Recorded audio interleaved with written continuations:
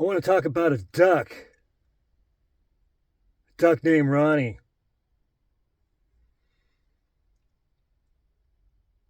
He's a good fucking duck, man. He's a good friend. He was a good duck, and he was a better friend. Everybody liked him. People, other ducks.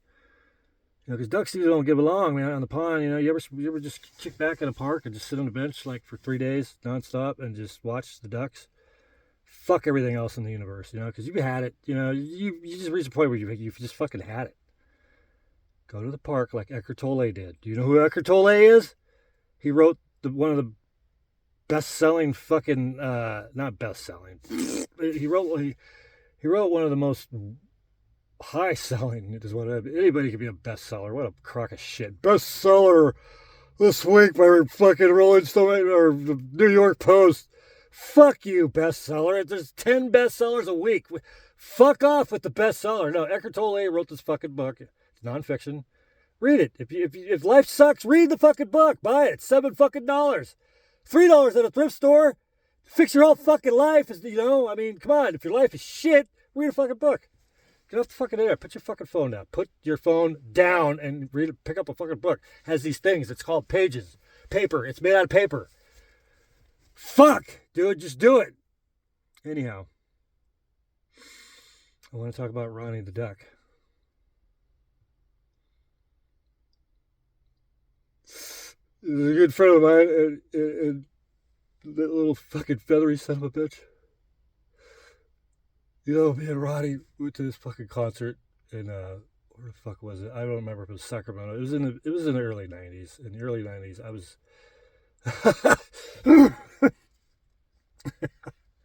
I was in my early 20s. The end. So, me and Ronnie was my roommate for a while. I told him in the get-go, because I got up one morning and I was getting some fucking toasted oats with some milk and a clean bowl, maybe. Half clean. You ever have toasted oats with milk and fucking welded spaghetti sauce from like 3 nights ago? It's actually the sugar in the spaghetti that you're welded on, baked on by the atmosphere spaghetti sauce. The milk and toasted oats, I don't know what happens. Something happens. It pulls the sugar out of the spaghetti sauce. So that's what you see. Any processed food. Okay, let's talk about Ronnie. So I got up, had my toasted oats, milk, and what would you call that? Annealed spaghetti sauce. And I hear this little ruffling, and I thought maybe it was a fucking mouse. I heard the noises, the little tiny noises, and you don't move, you don't budge because you don't want to scare it away. You just want to kill the little motherfucker. And I stood there still, and I rolled my eyes around looking for a perfect weapon to take out this maybe hypothetical rodent. And a spatula's over here to my left. I felt like Bruce Willis in the fucking pawn shop, at Zed's homie's pawn shop.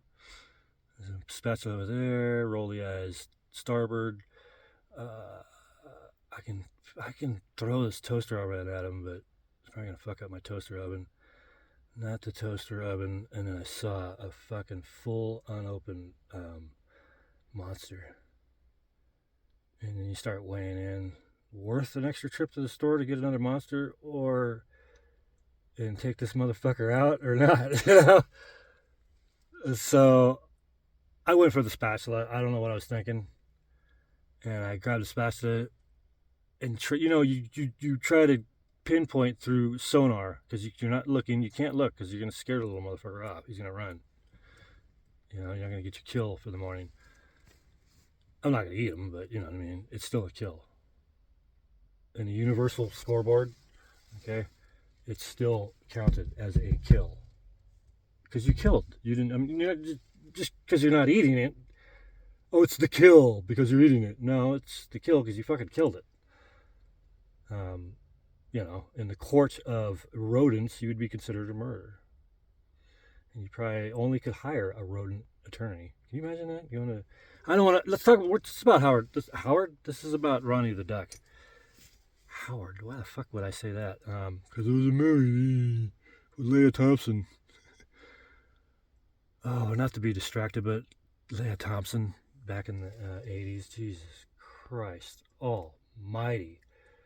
I would chew her asshole apart. Oh my God. I would eat her ass right now. The 67, 72-year-old. How old is Leah Thompson?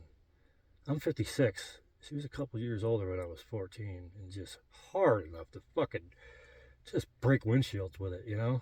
Smash out a windshield when I was 14, 15, 16, 17, reading High Times and not High Times, but High Society, which is one of the best porno magazines from the 80s. I only saw one fucking copy of High Society. No, I saw them, well, that I actually got to flip through the pages. I've seen them in the liquor store. I didn't know it existed. I never heard of them. I was like, fucking, I'm 14 years old. I've never heard of this magazine. You know, I found it in the Cowboys fucking place. The old man, but I don't think it was his. I don't think it was, because the Cowboy he still thought it was the 50s and 40s.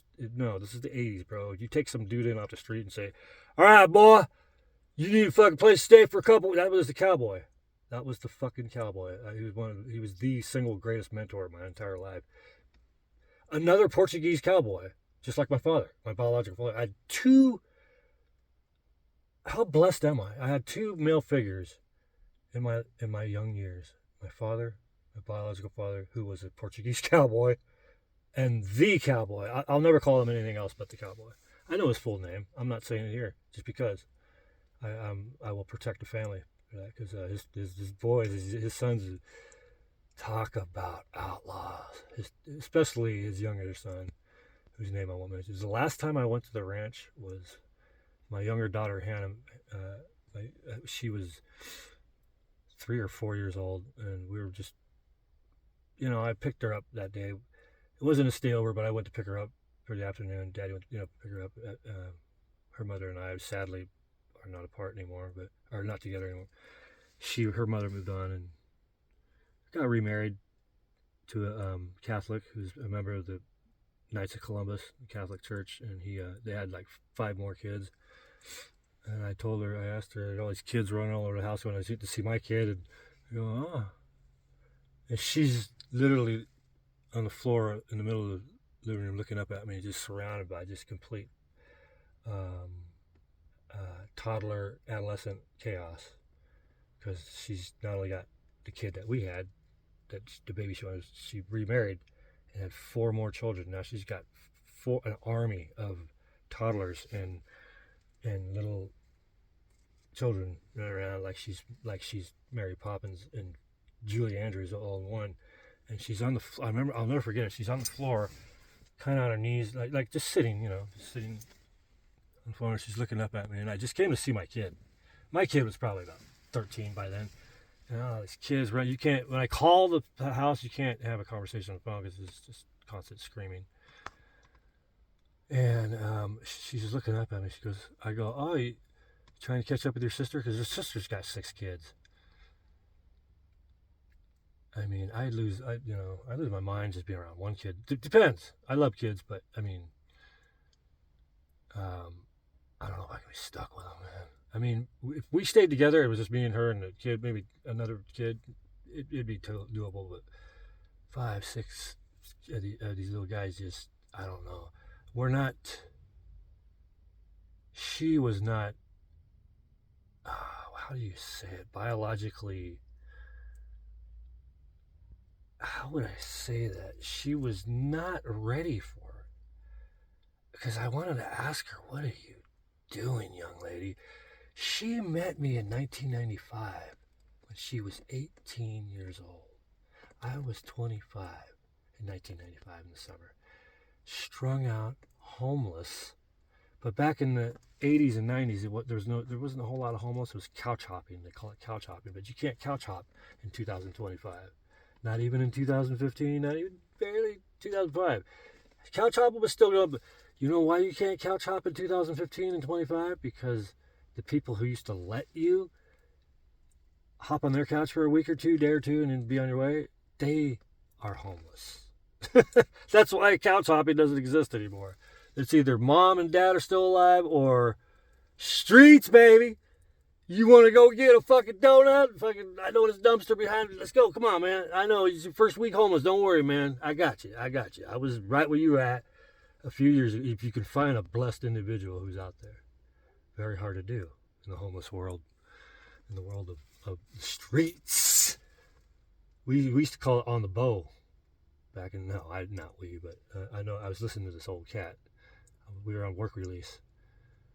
Because when my first child was born, I got a newborn in a crib in the fucking house, and I'm 21 years old. My old lady's 21, and neither one. We had a collective IQ of like 0.35 on, that's zero IQ, 0.35. A collective IQ. That's both of us.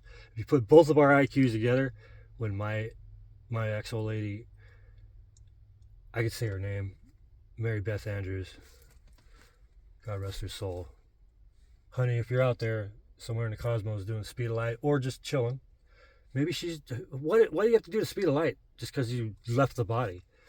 That was my own, I'm kind of arguing with myself. I said that once on video. Well, I was on shrooms, but, when Harold the Chipmunk passed away at 82. It's on my YouTube channel. Watch it if you can. I just got up, by the way. Look, the sun's going down, and I just got up. So it just explains what I do all week long. Because my work week, I travel 500 miles a week to work and back. Why? Because I fucking like I hate commuting. But this particular commute, it's an adventure every day. Going to work, 50 miles, and 50 miles back to work. I used to bitch because, I don't know if I want to fucking work there. It's like 7 miles from my house, man. I drive or ride my crotch rocket. I try to ride as much as I can because 500 miles a week on a sport bike, on a 1993 CBR 600 F2, is it's not commuting. It's like I literally, I swear to God, I leave here, Lyon County, Nevada, and I'm at work in less than an hour on my crotch rocket and my CBR and my F2. I'm at work. Yeah, I can make it on the F2. I can make it to work in a stupid amount of time, a less amount of time than the car. I drive like a fucking banshee in a car too. I have a 2015 Subaru Limited. That motherfucker's only a 4-banger. There's no turbo on it. There's no special. But I got to hand it to Subaru. That motherfucker gets it for a fucking 4-banger. It's 170 horsepower, which ain't bad for a little. It's a fucking crossover SUV, so it's got some weight to it. I mean, that fucker's built too. I climbed up the fucking Mount Micro. I know this is about fucking Ronnie the Duck, but god damn it, let the brain and the mind go. All right, that's what the beatniks were singing about in the early '60s, late '50s. You don't remember, do you? Neither do I. But I mean, if you really look into it, you'll find out. You'd be amazed at what you could discover if you only put on some shoes, or don't put on any shoes. Go out there barefooted. I recommend it once in a while, not all the time. You're gonna fucking kill your feet, but out in society, in nature, you're fine, but in society, you're fucked. Walk. You ever walked 16 miles barefooted on pavement on the side of a highway after being up for 9 months on methamphetamine in 1994? I have. And then you get picked up by a cop in the middle of the night. You're barefoot, and you're like, "Love your enemies." People are pulling over in the middle of the night because you're walking in the middle of the highway. People are racing around a mountain corner of the highway, and there's some fucking dude with nothing but sweatpants and a fucking. I think I had my Sonic Temple T-shirt on. The Cult Sonic Temple with at the front cover, the album cover, Sonic Temple the Cult. Oh, what is that? What was that one song? Can't sleep, can't eat, can't. Oh no. Can't eat, can't sleep, can't run now, honey. Since I first set my eyes on you, I tell you the truth. How do I go? Can't eat, can't sleep, can't do. There it is. Can't eat, can't sleep, can't do anything right, little honey. Since I first set my eyes on you, I tell you the truth. Ticking like a no. Ticking like a cat on a hot tin roof. How the fuck that? Ticking like a time bomb. No, ticking. Twisting like a cat on a hot tin roof. I tell you, little honey, my heart's about a burning flame. Oh, yes, it is. Twisting like a cat on a hot tin roof, honey. Come on, little sister, shake now. Fire,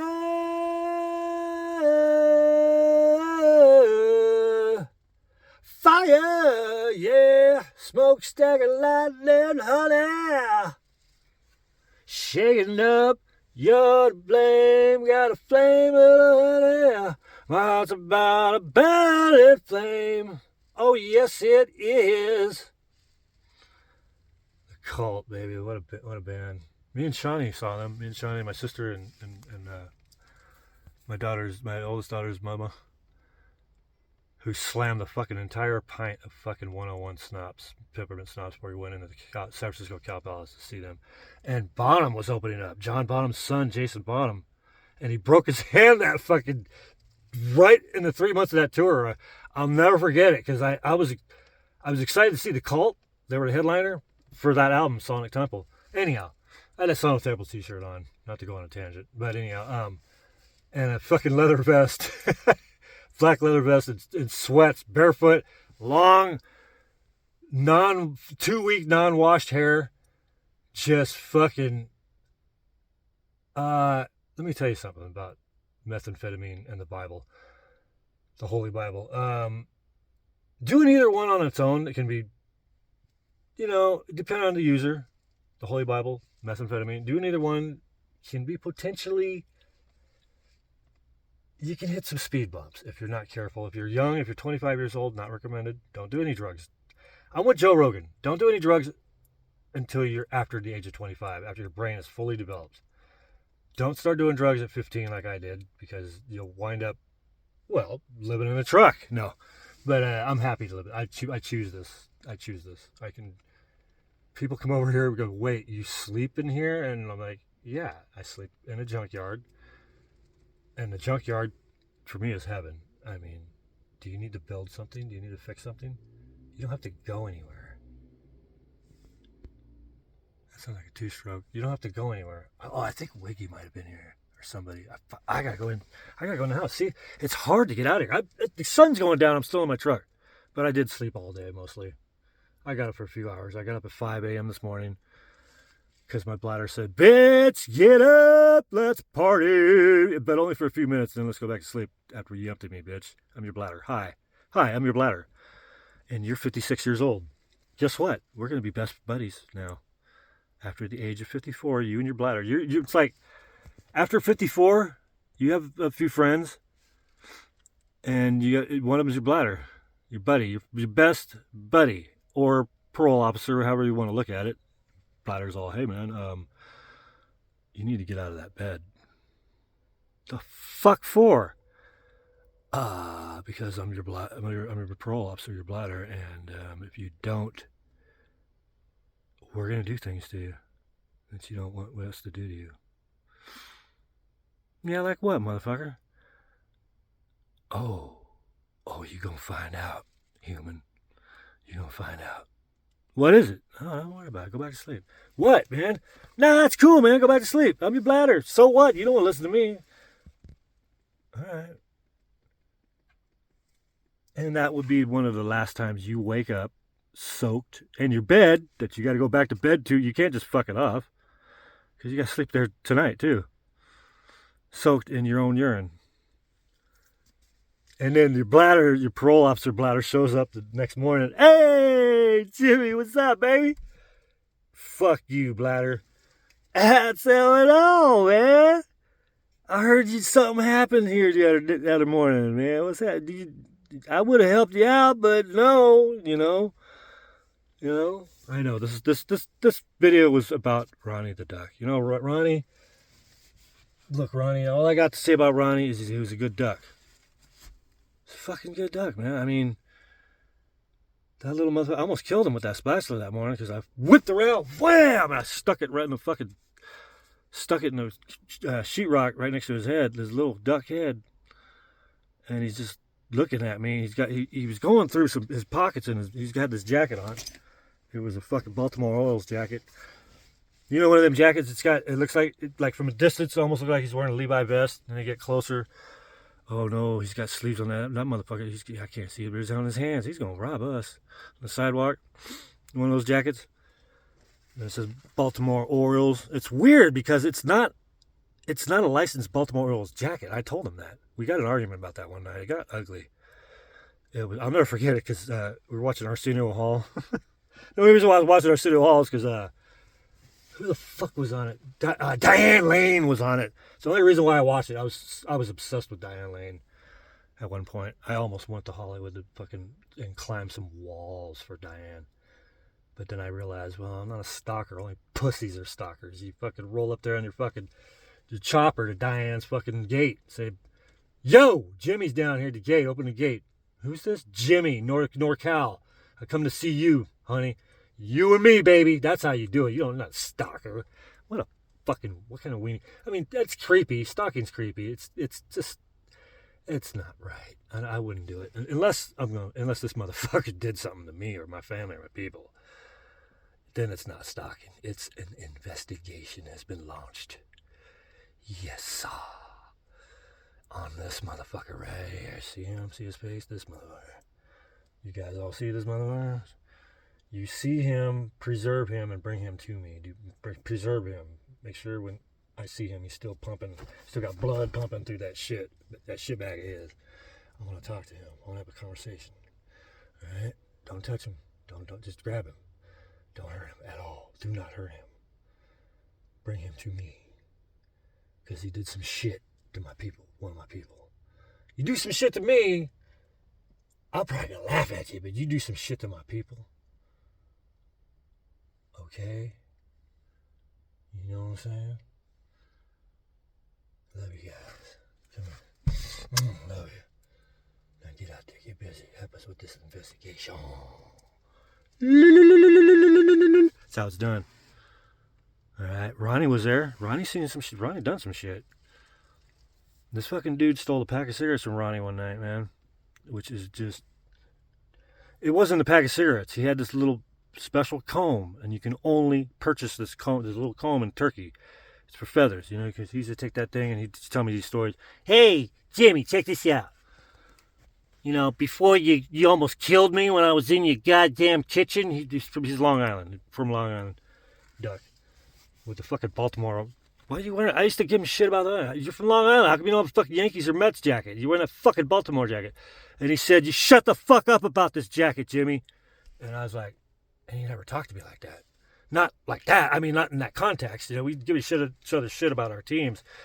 I go, you don't even like Baltimore. I always catch you rooting for the fucking Red Sox, and you're from Long Island. What the fuck is up with you, Ronnie? Kind of some word about you, Ronnie. I mean, besides the fact that you're a fucking duck who could articulate the English language, but...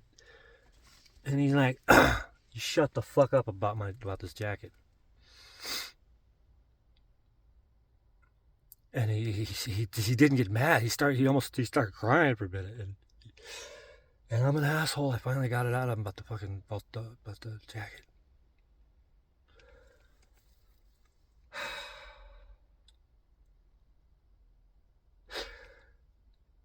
We went to Reno one night, and I said, you know what, Ryan, let's go to Reno. I'm gonna go get a fucking room at my mom's motel up at the fucking Shamrock. And he'd been to the Shamrock. He'd been to Mom's hotel a couple times, and we went to the casino. I told him we'll go to casinos to have dinner. Mom always has a free comp because she runs the fucking Shamrock Inn. She's the shit. My mom was a gangster. Never smoked, never drank, never did drugs. Never smoked, never drank, never did drugs. But you're a fucking violent son of a bitch, Mom. Mean, angry most of the time. Very serious. You're a perfect mob boss, Mom, is what you are. And she used to tell me, she never said anything about anything. You know, she never talked like, I'm a badass, I'm this and that. She was angry a lot. Never smoked, never drank, never did drugs. Never smoked, never drank. I heard that sentence a few times in my life as a child growing up. I smoked, drank, and did all the drugs. You know, I told Mom, don't worry about smoking and drinking. I got it covered. I got me and my people. We'll take care of the smoke, drink, drugs. You take care of just all the fucking cutthroat killing shit we got to do in this family. And she's Hawaiian, Chinese, and she used to tell me, son, I don't know where the fuck she got this information either. It ain't from a goddamn movie. She bumped elbows with people back right before. In Hawaii, in Maui. She grew up in Maui. As a teenager, she was a young, beautiful, half Chinese, half Hawaiian woman. Now, see, I got the postmenopausal Chinese Hawaiian woman because you look at the pictures and she's so beautiful. I didn't know who this fucking person was when I look at these pictures. Who is this person? She's smiling. After 27 years of being married to my father, you know, I give my mother a hard time, even after her death. I said, that fucking bitch, why did she do that? But the truth is, she didn't stand a chance. What chance am I talking about? The heart. The human heart. She didn't stand a chance. She was a young, beautiful woman. And here I am, cutting her down post-death, post-mortem, because of the way I was treated. But she was a broken human being. I can't speak negatively about her. I keep trying to make peace with her. Say, Mom, that's it. I'm not saying anything else about you negatively.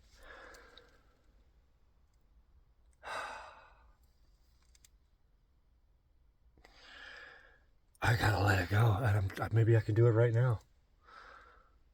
If Ronnie the Duck was here, I know I could do it right now. But I'm gonna try. I gotta quit saying negative things about my mother. And I have a best friend in New York right now, in Albany, New York, and I'm begging her, please, you gotta stop saying all these bad things about your mother. She's still here. It's gonna fucking change when she's gone. And she won't listen to me. She goes, fuck no, Jimmy. Fuck no. I'm not fucking doing that. I'm not recanting everything. I'm not gonna recant. I shall not recant, you know, the old I shall not recant. She's gonna fucking recant, and I'm not gonna tell her this, because if she wants to talk about it later on in life, I'm gonna say, you know, I didn't know what to say, Shannon. I didn't know what to say, young lady. I said her. I didn't want to say her name here, but young lady's her name. I didn't want to fucking. I don't know what to say to her, because I could have said, listen to me. Over the phone, you gotta fucking listen. I've done this to people before, but it's afterwards. I shouldn't have done that, and I didn't. Sometimes silence. You know, Ronnie the Duck told me about silence a couple times. All right, let's get to the other point. The Baltimore Orioles jacket. Why Ronnie wrote that jacket. So we went up to Reno. This is why I'm, you know. I said, Ronnie, let's get out of town. Ronnie the Duck, my roommate. Ronnie the roommate. Duck. Ronnie the roommate Duck, we'll call him. So, you know what's going on, right? Ronnie's being made up right now. I know this was never... I made up Ronnie just now on video. So this is how these things develop. You just saw... You know how you see this... You look through a very high-powered telescope. I mean, one with like a fucking... like 1 meter fucking lens. Do you know what a 1 meter lens is? It's a fucking... Alright, you ever look through a telescope with a fucking 1.5-inch lens? Alright. Now, go out and collect all the fucking sand, melt that shit down, and create for me a lens. But not 1.5 inches. A fucking meter. It'd be about as tall as I am. And put that motherfucker, and then go find some asshole that sells a lot of aluminum, because you're gonna need a lot of fucking aluminum, or steel, or magnesium, better yet, or fucking titanium, and make a goddamn 1 meter diameter tube, basically, which would be like that 58-inch pipe you see out there. Bigger, just when they're putting a fucking freeway overpass and they got to fucking put all the drain systems in there. You need an array of 58-inch pipe. 58-inch pipe is 58 goddamn fucking inches in diameter. You can get inside it, and you have to get inside it when you're installing it. I've installed 58-inch pipe on a construction site. I'm not a construction guy, but for one summer I worked with Shawnee. Right here, I'm living on Shawnee's property, and everything leads back to Shawnee. And here I am. I'm at Shawnee's. Isn't that a trip? A lot of my stories throughout the ages. And Shawnee was he was a small part of my younger years because I was running with the boys. I always tried to get Shawnee to run with us, but that's what he was doing when he met my sister, and he was trying to get away from that life. I'd say, hey, come out with the boys sometime. And he'd always go, yeah, I'll come out with you guys. And knowing he was never going to go because he didn't want, he was trying to get away from that life. He was a good husband to my sister. A good husband and a good father. The man inside. He's a good man. I never watched him fuck anybody over on anything. He was always honest, straight up. And I'm not saying that because he's letting me park my fucking 4Runner and live on his fucking back here in paradise, in a builder's paradise with a shop.